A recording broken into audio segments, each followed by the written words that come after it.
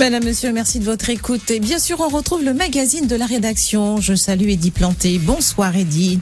Bonsoir Carole, bonsoir à tous. Bienvenue dans votre magazine d'actualité pour commenter bien sûr toutes les infos. Avec nous ce soir en direct, Patrice Borda.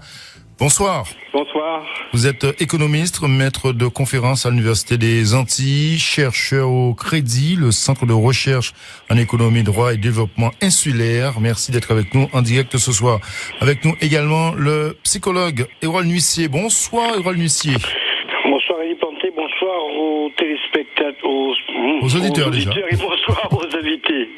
Merci beaucoup. Michel Tola, membre des... Bonsoir. Bonsoir, monsieur Planté, aux auditeurs et auditrices et bien sûr aux deux invités. Oui, je vous rappelle que vous êtes membre des Insoumis de Guadeloupe et conseiller municipal de Port-Louis. Merci beaucoup d'être là, messieurs. Depuis l'annonce du passage de la Guadeloupe en zone alerte maximale, les mesures de restriction sont entrées en vigueur depuis le week-end dernier, notamment la fermeture des bars et restaurants. Alors, comme chaque mardi, les services de l'ARS devaient en principe nous informer de l'évolution du virus sur une semaine. Alors, ce n'est pas le cas aujourd'hui, puisque le préfet et la directrice de l'ARS feront des annonces demain après-midi en direct face à la presse. Ce sera d'ailleurs à suivre en direct sur RCI. Alors, doit-on s'inquiéter? Va-t-on vers des nouvelles mesures encore plus strictes? S'achemine-t-on vers un reconfinement? Ce sont les questions qu'on peut se poser ce soir. Je m'adresse d'abord à vous, Hérol Nuissier, le psychologue que vous êtes. Êtes-vous inquiet ce soir?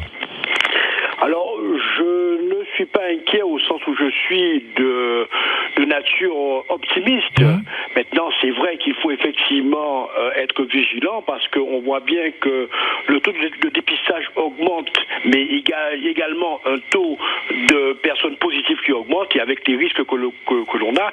Et il y a l'autre chose, c'est le problème de l'insularité, c'est-à-dire qu'on n'a pas la possibilité d'aller dans un autre hôpital le plus proche de la Martinique qui est déjà saturé. La Guyane souffle un peu. Donc, ça n'est pas comme en région parisienne, vous avez 5, 7, 8 hôpitaux, vous pouvez passer de l'un à l'autre. Donc, d'une part, le taux augmente et d'autre part, on n'a pas la possibilité d'accueil des patients s'ils sont en situation de gravité. Donc, il faut effectivement être extrêmement vigilant. Oui. Pas inquiet, mais extrêmement vigilant. Vigilant, donc. Patrice Borda, vous, l'économiste, on parle beaucoup d'économie dans cette crise sanitaire, d'ailleurs. On entend le cri de détresse, de colère, même parfois, de certains professionnels. Comment voyez-vous cette situation? Oui, c'est un peu alarmant parce que depuis quelque temps, il y a des secteurs qui sont fortement impactés, comme le tourisme. Ça fait quand même près de 8 mois qu'ils n'ont pas connu qu'ils n'ont pas de revenus du tout. Et en plus, la destination Guadeloupe, c'est un peu la destination pestiférée, donc ça a beaucoup d'impact sur ce secteur, sachant qu'il y a beaucoup de particuliers qui ont investi dans les gîtes et qui doivent quand même rembourser nos emprunts, qui doivent amortir l'investissement. Donc on doit être vigilant et inquiet aussi, puisque apparemment ces rebonds successifs entraînent en fait une incertitude, couplée encore d'incertitude, ce qui fait que les acteurs économiques ont tendance à freiner leurs projets d'investissement, projets de consommation. Donc l'économie va souffrir. Mais en revanche, il y a certains secteurs qui fonctionnent très bien, comme certains services, comme la grande distribution, comme bien d'autres services, et ça fonctionne relativement bien. Donc, 2 en 1, on ne sait pas ce qui va l'emporter. Est-ce que ce sont les secteurs qui fonctionnent très bien, sur les secteurs qui ne fonctionnent pas, ou l'inverse, les secteurs qui sont en crise, ça va l'emporter sur les secteurs qui sont pas en crise. Donc là, en tant qu'économiste, on ne peut pas dire grand-chose sur l'évolution de l'économie. Là, il faut attendre, puisqu'il y a encore des répliques. Ça, c'est la deuxième réplique. Peut-être qu'il y aura d'autres répliques pour l'an prochain ou bien à la fin de l'année. Michel Tola, vous êtes l'élu de la soirée, le représentant de la classe politique. Vous êtes un élu, conseiller municipal également, et vous faites partie des Insoumis de Guadeloupe. Quelle analyse faites-vous de la situation aujourd'hui? Contrairement aux deux autres invités, moi je reste prudent et moi je considère tout simplement que tout ce qui arrive aujourd'hui n'est que la conséquence d'une mauvaise gestion de cette situation. Oui, depuis, on constate un déficit d'anticipation, un déficit de prédiction. Depuis le confinement, la fin de la période de confinement, il y a eu un certain nombre d'alertes que le gouvernement n'a pas voulu entendre, que ce soit sur les masques, les tests ou sur les besoins de services de santé. Le gouvernement n'a pas été capable d'anticiper, je dirais, les décisions à prendre.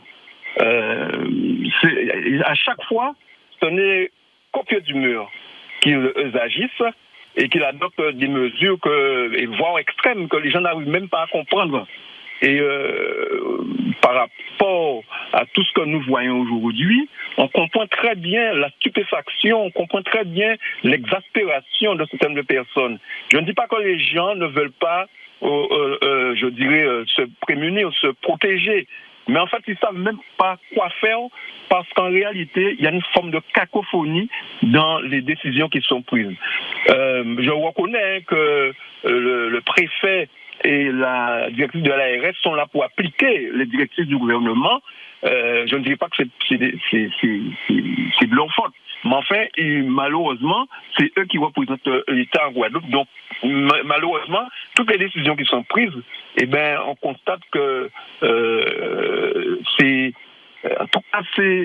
mal géré et c'est dommage parce que tout simplement, quand effectivement le leader du mouvement disait qu'il fallait anticiper, qu'il fallait préparer, on lui reprochait d'être un prédicateur, pas un prédicateur pour d'être un voyant.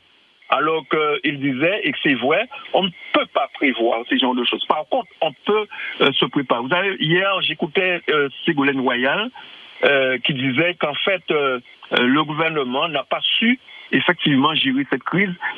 Pour elle qui a soutenu ce gouvernement, si elle le dit, elle sait très bien ce qu'elle dit. Oui. En tout cas, il y a une semaine, les services de l'ARS nous annonçaient 16 décès, 16 morts donc en une semaine. On attend les chiffres. La tendance pourrait encore se confirmer. On verra demain. En tout cas, ma question est toute simple. Je l'ai posée au début justement de l'émission. Peut-on craindre un reconfinement, messieurs? Alors, pour ma part, je pense pas qu'il y aura un confinement. Oui. Ou s'il y en a, ils vont le faire de manière sectorisée.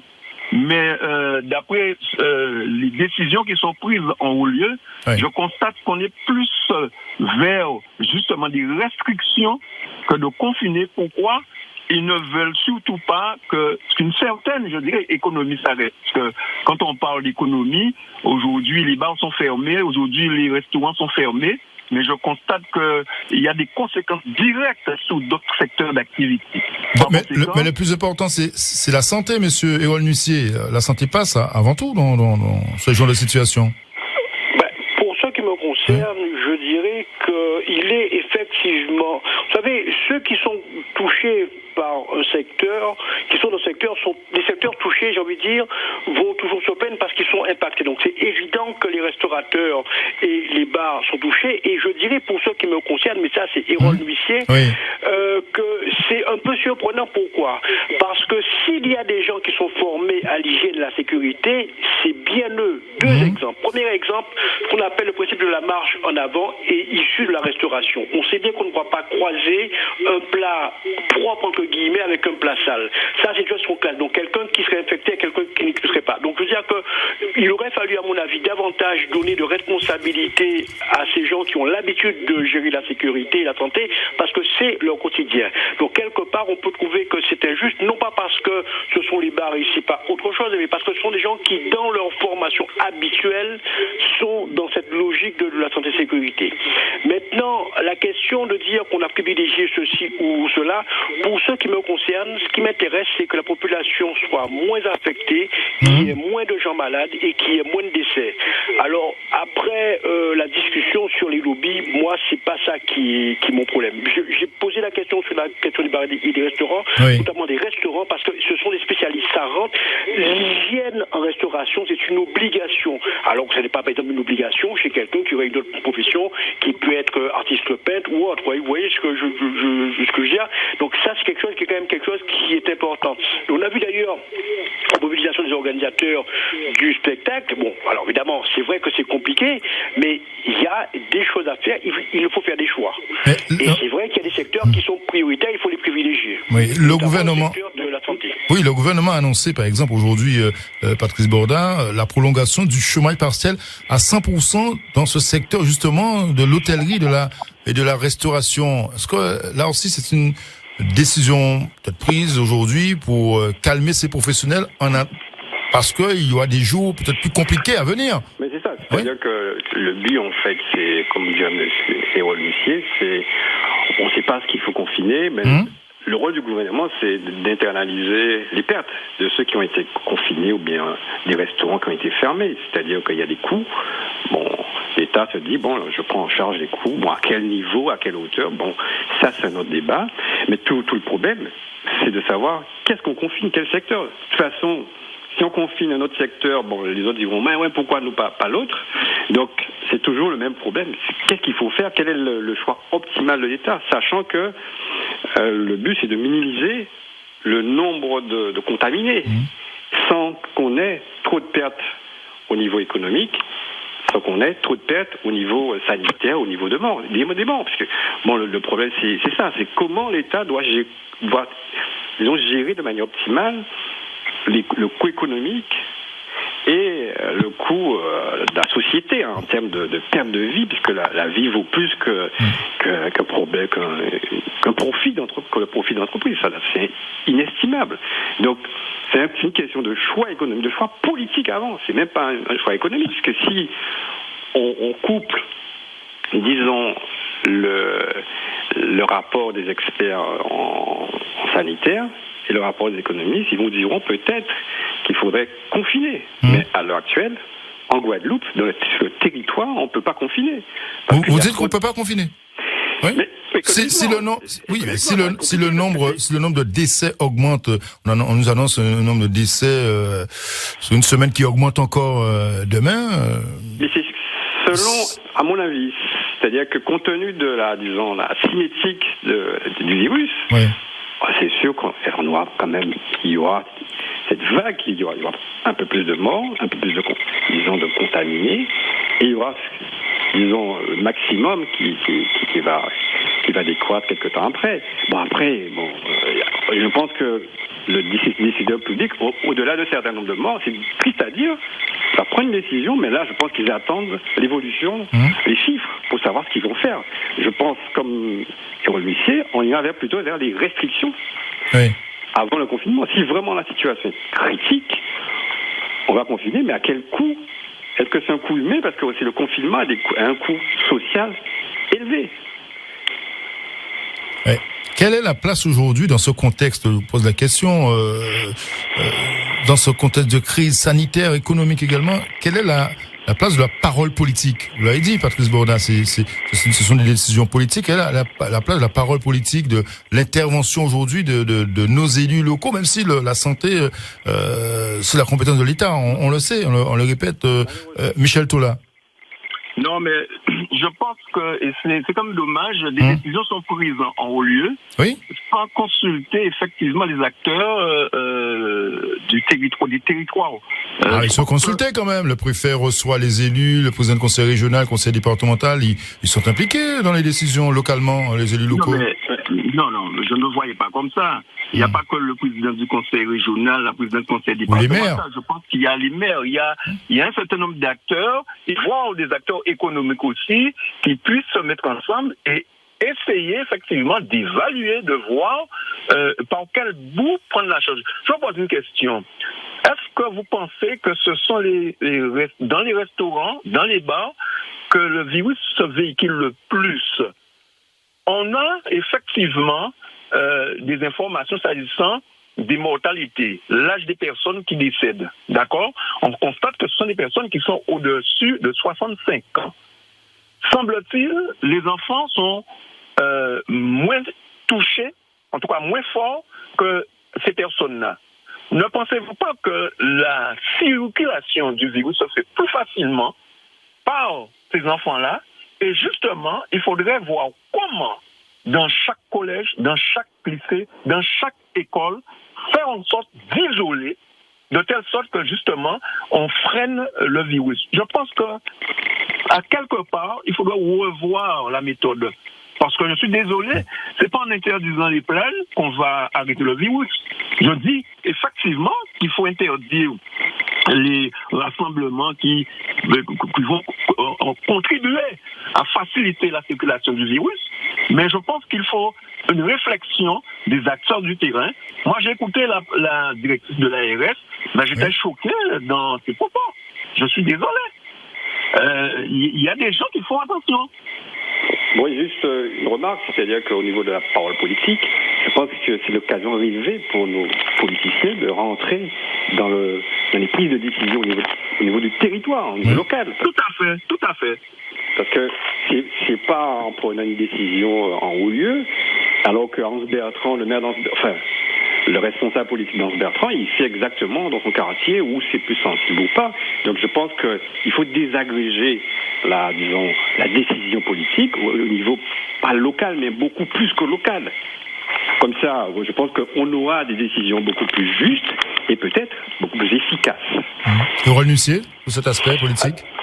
Alors, sur cette politique, plusieurs choses. La première chose, on sait qu'il y a beaucoup de paramètres qui entrent en jeu, que les choses sont compliquées.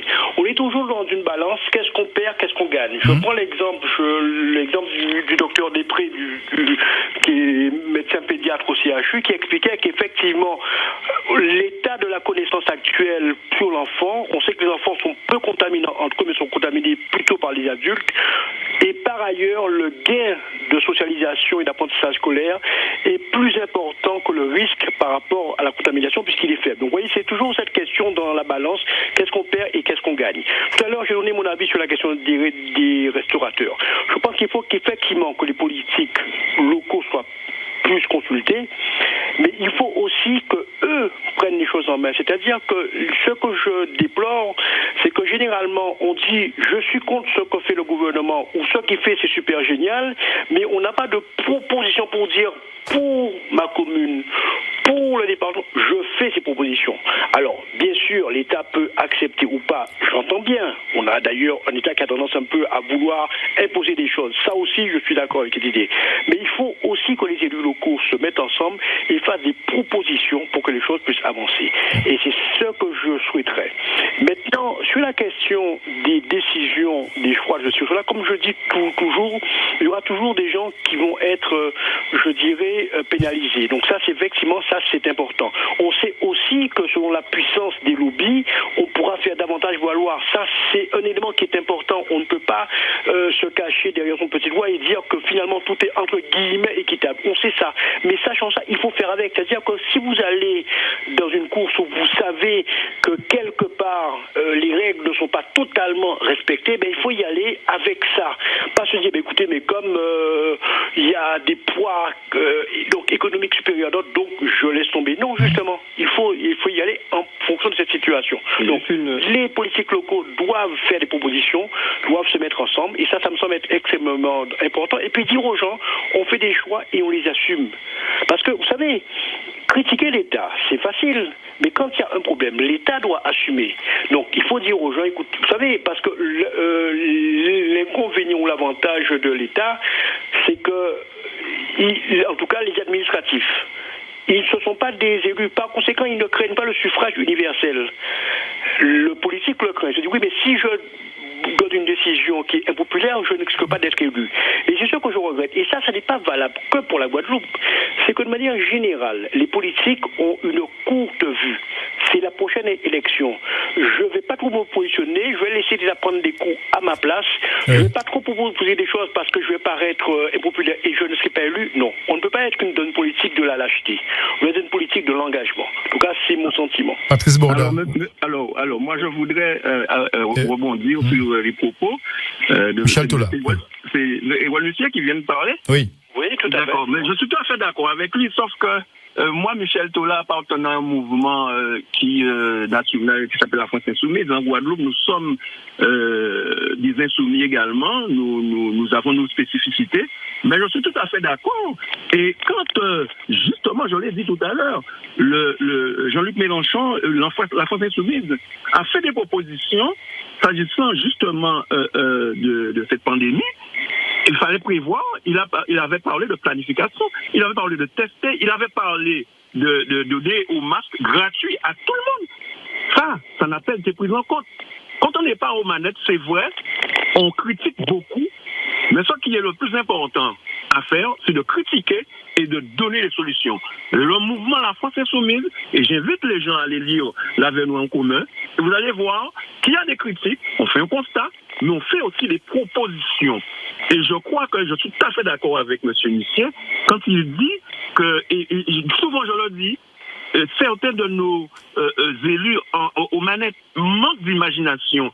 Moi, j'ai regretté, effectivement, quand la décision a été prise par le gouvernement, en tout cas par le Premier ministre, de fermer les bars et restaurants. J'ai entendu que Mme Borel-Incertain réagir. Et d'autres, tous les autres disent, OK, il fallait le faire, il faut faire. Non, je crois que nous avons la capacité ici de nous mettre autour d'une table, de réfléchir et de trouver des solutions. Il n'y a pas que les politiques. Les politiques peuvent se faire accompagner. Je suis politique et je discute avec deux personnes qui ne le sont pas. Je trouve des points communs dans ce qu'ils me disent. Donc je pense qu'il faut qu'on arrive à cela aussi. Et c'est possible. Patrice, vous vouliez rajouter quelque chose? Non, je voulais toujours dans le même ordre d'idée, oui. C'est-à-dire qu'il y a deux niveaux de décision politique. Il y a la décision au niveau local, comme M.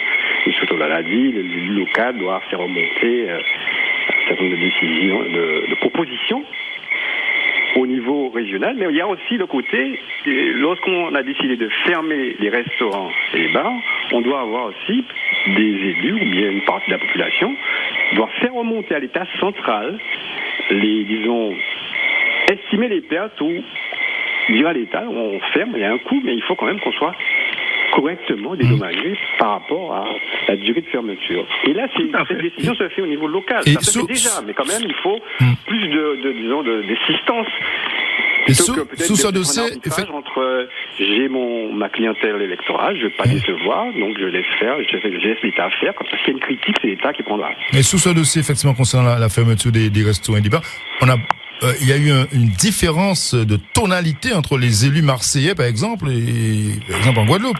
Oui, mais les élus marseillais, c'est déjà il y a la ville, il y a déjà la rivalité entre l'État central et Marseille. Entre Paris et Marseille, oui. Il y a déjà il y a aussi la classe politique marseillaise certains ils ont été anciens ministres, etc. Donc le rapport de force n'est pas du tout la même chose. Et aussi l'État central a besoin de Marseille au niveau électoral.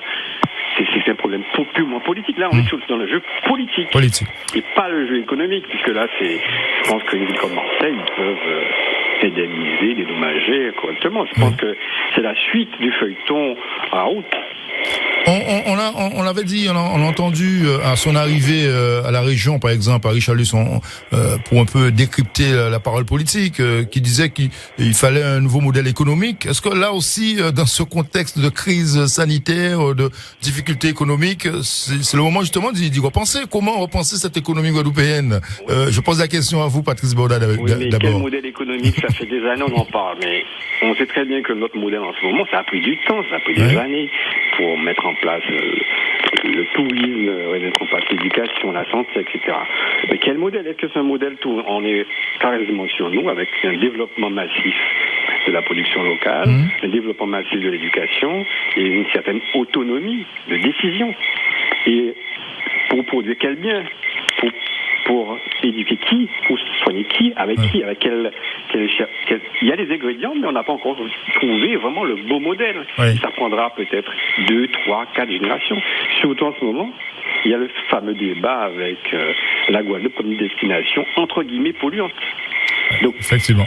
Donc là, je pense que le nouveau modèle se fera de manière endogène, c'est-à-dire que à force d'avoir les contretemps liés aux crises venant de Paris, ben, on va développer mécaniquement, et disons instinctivement un modèle. Ça s'est passé déjà pour le confinement. On a vu les gens des drives agricoles, on a vu la population s'organiser, on a une capacité de résilience. Mais je ne pense pas que c'est le politique qui va dire, voilà, pour telle personne, ben, il faudra que l'éducation soit comme ça, que la production soit comme ça. C'est la population qui doit déterminer la structure économique et puis la structure politique. Donc, probablement, la structure politique sera endogène. Enfin, je ne vais pas employer de grands mots, mais sera probablement la structure politique, le changement institutionnel sera endogène. Endogène. Michel Tola. Je pense que quelque part, je suis tout à fait d'accord, hein, mais la politique a son mot à dire. Oui. Puisqu'il est là pour éclairer. Vous savez, depuis 2017, lors de l'élection de la candidature de Jean-Luc Mélenchon, ce qui d'ailleurs m'a permis de le soutenir, c'est ça. C'est qu'il faut repenser notre modèle. Oui, mais oui. Mais, d'autres ont pris. Ça fait des années qu'ils sont au pouvoir. On n'a jamais vu cette lumière qui est. Non, il faut pas dire ça. Jean-Luc Mélenchon n'a jamais été, en dehors du fait qu'il a été ministre sous Jospin, il n'a jamais été aux commandes. Non, quand même. Non, mais ce que je veux dire. Je parle de manière générale. Ah, d'accord. Oui, mais ok, d'accord. Mais ce que je dis, c'est que depuis 2017, on en parle. Parce que il y a un changement, le monde a changé. Et on parle de dérèglement climatique, on parle d'écologie. Donc c'est tout cela qu'il faut prendre en compte. C'est un phénomène qui existe depuis très longtemps, l'écologie. Oui, mais là, ça s'accélère. Et c'est pour ça que là aussi, nous devons agir, mais rapidement. Sinon... Mais agir comment, Michel Tola? Par exemple, vous intervenez également dans le monde agricole en Guadeloupe. On parle de production locale. Est-ce que là, vous avez une idée? Vous êtes entendu? Comment voyez-vous justement ce nouvel modèle économique dont on parle tant à travers justement cette production locale et ce monde agricole? Mais encore plus aujourd'hui, nous en parlons depuis tantôt. J'étais à l'époque président des chambres d'agriculture. Oui. Et nous leur disions qu'il fallait un système de production. Et c'est quoi la proposition? Oui, et faire en sorte que nous puissions produire de telle sorte qu'on puisse nourrir le peuple guadeloupéen. C'est en 2009, je crois, que les Guadeloupéens ont pris conscience qu'il fallait effectivement tenir compte de notre production. Et à chaque crise, on voit la même chose. D'ailleurs, j'ai eu l'occasion de le dire sur les antennes. Pendant le confinement, effectivement, on l'a vu encore. Des coups. Il faut comprendre. Vous savez, il y a un projet qui s'appelle l'usine centrale dans le Nord Grande-Terre. Oui. Je pense que si on arrive à réussir ce coup-là, en Guadeloupe d'une manière générale, on verra ce qu'il faut faire.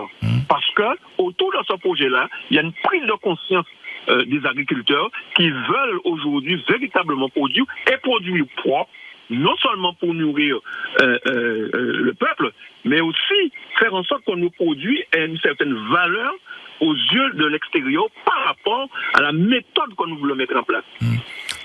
Erol Nussier, quand on entend tous ces arguments, ces projets, on peut se poser la question, la société guadeloupéenne, vous avez le sentiment qu'elle a changé là avec ce confinement, cette crise sanitaire, cette crise économique. Elle a changé, elle a évolué là en quelques mois.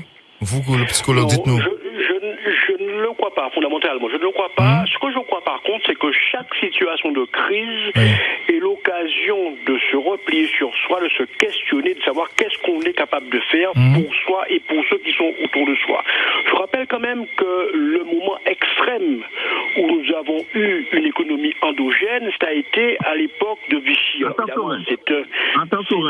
Voilà, c'est une bien triste référence peut-être, mais toujours est-il qu'à cette époque, les Guadeloupéens étaient autonomes totalement, puisque justement rien n'arrivait de l'extérieur. Par conséquent, cela a été possible parce qu'il y a eu une contrainte extérieure, une fermeture de l'ensemble des ports, mais il y a eu aussi une volonté politique et une organisation locale et bien évidemment une volonté populaire parce que les hommes se sont mis au travail et ont fait en sorte de pouvoir vivre et d'être autonomes. Par conséquent, c'est possible, mais il faut aujourd'hui qu'il y ait cette volonté individuelle, mais surtout cette politique politique pour que les choses puissent avancer.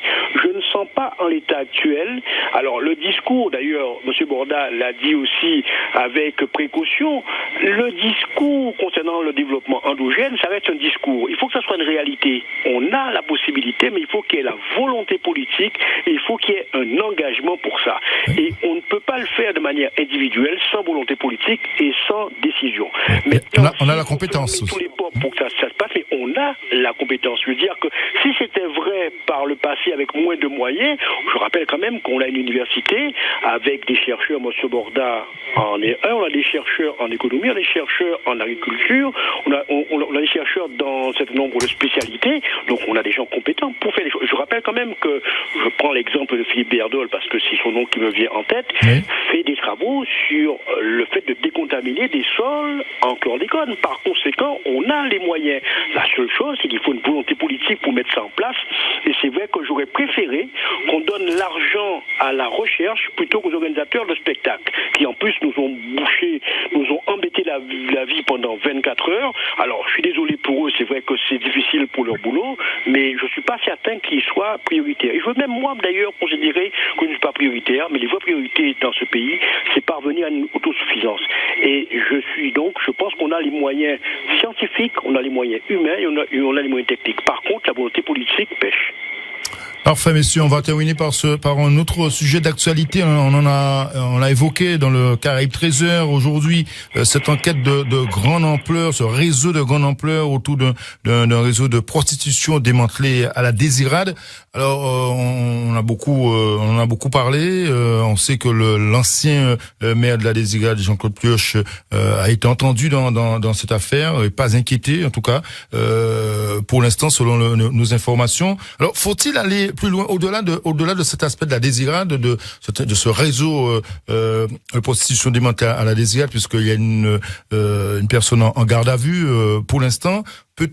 Faut-il aller plus loin quand on sait pas, je me souviens du nouveau maire du Gosier, Cédric Cornet, qui avait justement pointé du doigt cet aspect dans sa commune et arrêté justement la prostitution à tout va. Faut-il aller plus loin au-delà de la Désirade, d'une manière générale en Guadeloupe par rapport à ce phénomène? Alors, ce qu'on peut dire déjà, première chose, c'est que la prostitution, c'est l'un des plus vieux métiers du monde. Je rappelle quand même, voilà. Donc, ça ne date pas d'hier ni d'avant-hier. Deuxième chose, la prostitution, comme le trafic de stupéfiants, d'ailleurs, je rappelle que les deux vont ensemble, et avec un certain nombre de violences contre ça, il y a d'ailleurs écrit sur ces questions, proxénétisme, trafic de stupes et violences sexuelles. On sait qu'aujourd'hui, il y a une adaptation. C'est-à-dire qu'avant, la prostitution était essentiellement dans ce qu'on appelle les grandes villes. Aujourd'hui, les réseaux s'organisent depuis des petites villes. Je rappelle quand même qu'il y a eu, il y a une dizaine d'années, un réseau de prostitution à Marie-Galante. Il y a une organisation, c'est-à-dire qu'au lieu d'être au vu et au sud de tous, ils vont dans les petits coins, dans les petites villes, et ils organisent des choses pour les envoyer ensuite vers les grandes villes. Par conséquent, pourquoi? Les petites villes et les petites communes sont moins surveillées, on fait moins attention à eux, donc voilà. Donc je veux dire que l'exemple de la Désirade, c'est un exemple parmi tant d'autres, mais je veux dire qu'il ne faut pas non plus considérer que la Désirade devienne le lieu de la prostitution. C'est une autre organisation de la prostitution, comme le trafic de stupéfiants, plus en bas-fait, comme on dit, plus caché, mais une organisation qui est aussi puissante qu'avant, mais qui s'adapte, je dirais, à la répression policière qui peut leur être faite. Oui. Patrice Borda, là aussi, ce genre de réseau, au-delà de la Désirade, effectivement, on le rappelle, ça fait partie de cette économie parallèle. Comment justement la désorganiser? Non, ça fait partie de ce qu'on appelle en économie l'économie du crime. C'est-à-dire que ça fait partie d'un commerce, pas de biens conventionnels, mais qui s'adapte au territoire et qui s'adapte aux nouvelles technologies. Donc c'est pas quelque chose de nouveau. Et après il faut carrément lutter contre ce genre de pratique. Mais ça a toujours existé sur tous les territoires du monde. C'est une économie qui va s'adapter en fonction de la technologie, en fonction des moyens mis par la police, etc. Donc c'est quelque chose qui fait, je ne dis pas qu'il fait partie de l'économie, mais quand même ça existe. Ça existe et c'est à l'État quand même pas de réguler, mais de lutter contre ce genre de pratique. Et c'est là où on voit le rôle de l'État. Le rôle de l'État, c'est aussi d'éviter ce genre de dérive, d'éviter la prolifération de l'économie du crime. Et j'ai évoqué justement la ville du Gosier avec Cédric Cornet. Là aussi, il a été très responsable d'entrer en interpellant justement les services de l'État par rapport à Grand-Bay. C'est courageux selon vous, Michel Tholin. Comment vous l'avez interprété justement cette sortie de Cédric Cornet par rapport à la situation de Grand-Bay et justement avec la prostitution dans ce quartier? J'ai pas envie de dire n'importe quoi pour. Non, on dit pas n'importe quoi. Mais ceci dit, c'est l'actualité. Je pense que cette affaire-là ne relève. Je pense qu'il a voulu faire tout comme, mais en même temps, il a attiré l'attention sur la situation tout de même, qui relève de l'État. Oui. D'autres politiques l'ont pas fait avant. Pardonnez-moi. D'autres élus en place n'ont pas fait avant, ce qu'a dit Cédric Cornet. Oui, on est d'accord. C'est pour ça que c'est un couteau à deux tranchants. Donc, c'est pour ça que je prends la précaution de dire qu'il a attiré l'attention. Ça, c'est une bonne chose, mais c'est une affaire qui relève de l'État. Alors, il y a quelque chose qui m'a un peu surpris dans le journal où on a parlé de filles de joie quand on a parlé de cette affaire-là. Alors, il y a les deux autres intervenants, en tout cas invités, l'ont dit. C'est quelque chose qui existe depuis longtemps. Et on a parlé de la désirade aujourd'hui, mais c'est sur toute la Guadeloupe. Ouais, c'est l'objet de ma question. Faut-il aller encore plus loin par rapport au-delà de la désirade? Mais il faut aller très loin. Pourquoi il faut aller très loin? Il faut aller à la racine du mal. Il y a deux protagonistes dans cette affaire-là. Vous avez les gens qui profitent de ces jeunes femmes. Et ces jeunes femmes, effectivement, qui nous viennent d'ailleurs, mais c'est la misère qui les amène ici. Donc, il faut aller très loin. Il faut une certaine coopération avec les pays d'où elles viennent, de telle sorte qu'on puisse effectivement endiguer. Et je crois qu'il y a ça, mais il y a aussi la délinquance, il y a les stupéfiants, il y a les armes qui sont en circulation. C'est un tout. Donc je crois qu'il faut aller loin, mais ça relève de l'État, mais ça n'empêche que, évidemment, que les élus locaux qui sont en place dans les communes. C'est quelque chose qui s'étend aussi à Caraïbes, c'est-à-dire que on est dans le processus mondialisé, c'est sûr que les biens vont s'échanger, donc c'est pas un bien, désolé de dire ça, la défense c'est pas un bien, mais quand même c'est un service qui circule dans la Caraïbe, et voilà, c'est un peu dommage. Après, il faut coordonner les actions, parce que même si les gens au niveau local décident à des de mettre des policiers, mais c'est sûr que dans une autre commune, ça va se développer parce qu'il n'y a pas l'État, quoi.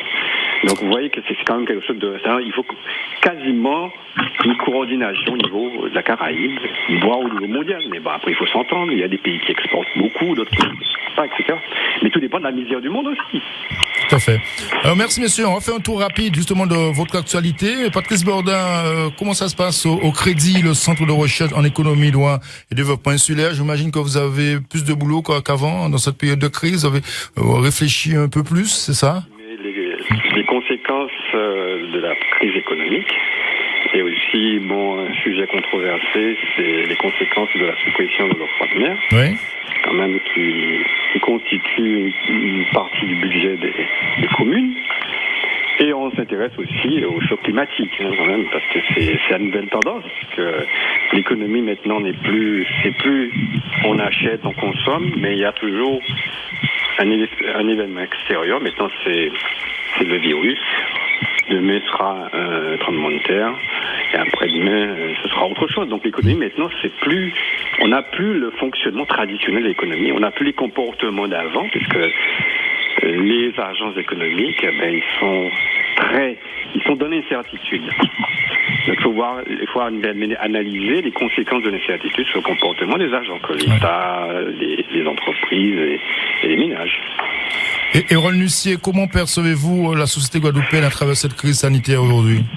Alors évidemment, elle est quand même extrêmement forte, parce que je rappelle qu'on fait partie des départements les plus touchés. Nous avons quand même des ressources mentales, psychiques par rapport à ça, mais c'est quand même une société qui prend des coups physiquement et mentalement, donc c'est important quand même de pouvoir qu'elle soit soutenue. Nous avons développé notre activité qui est l'accompagnement des personnes par rapport à la question du Covid-19, parce qu'on sait bien que ça fragilise mentalement certains individus, donc c'est une activité que nous n'avions pas, évidemment, que nous avons dû adapter en fonction de la la situation. Tout ce qui concerne la question des normes de sécurité d'hygiène Covid-19, nous travaillons beaucoup sur ces questions parce qu'il faut que la population puisse se protéger et l'aider à se protéger. Et notre rôle aussi, c'est d'être observateur pour justement alerter quand la situation se dégrade, pour dire ce qu'il en est. Par ailleurs, dernière chose, on a oublié de dire aussi qu'en Guyane, les choses sont montées à un pic, je dirais, qui nous semblait catastrophique. Aujourd'hui, la situation s'est calmée. Donc il faut aussi espérer qu'en Guadeloupe, on va arriver à une baisse après ce pic maximal comme la Guyane l'a connu. Donc voilà, je crois que c'est un élément qui est important aussi à prendre en compte. Il faut être aussi optimiste par rapport à ça en disant que le pire n'est pas passé, c'est vrai, mais peut-être aussi que les choses ne seront pas aussi dramatiques que l'on les espère. Mais il faut bien évidemment demeurer prudent et faire attention. Oui. Michel Tola, le mot de la fin, membre de